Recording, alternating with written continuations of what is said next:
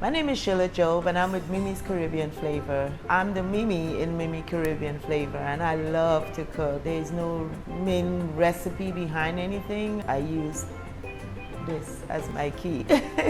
I've always noticed since I came here like 15 years ago that there was a need for food along the line of Caribbean flavor. And I always thought of it, but I never thought of me doing it. After doing different pop-ups and people saying to me, why don't you open your own restaurant? And I never thought that I personally would be doing it. But when this opportunity presented itself, I decided to give it a go. I started from my home, cooking from my kitchen. Our grand opening was right at the time COVID started.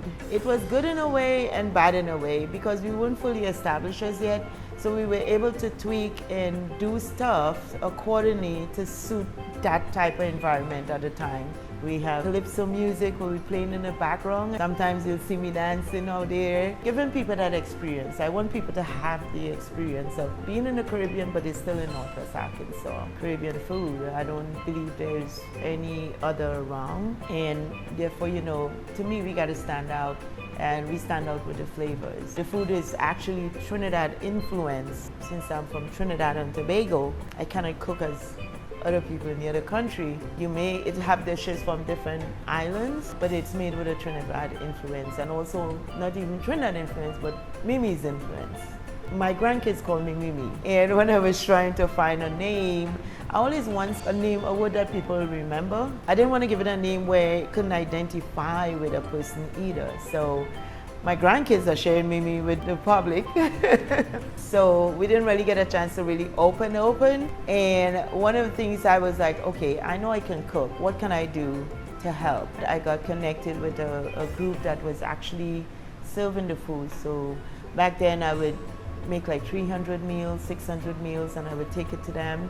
Then I partnered with my church, KPC, and we did a lot of drive-through events where people will drive through and pick up the food, etc. And I mean, last year alone, we did over 20,000 free meals. We gave a lot to the homeless shelters, the hospitals, the police station, the fire stations, different shelters in the area, the unemployment office, just any and everybody that we can give things to, and I believe in giving back to the community.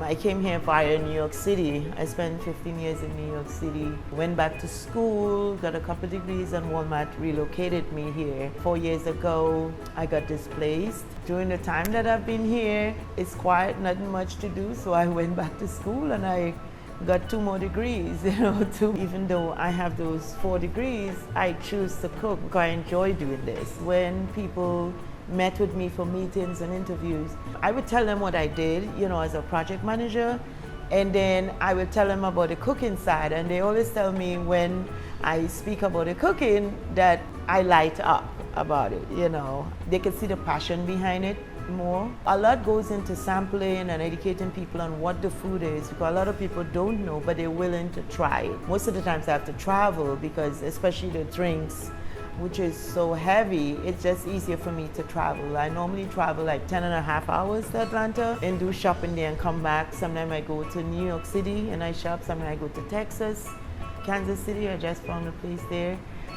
We're on Facebook, Mimi's Caribbean Flavor, and we're also on Instagram at Mimi's Caribbean Flavor. You can also find us on Google, Yelp, one of those places. We do dine-in, we do takeout, call-in order, carry-out, and we also do catering. If you have an event, whether big or small, we can cater for it all.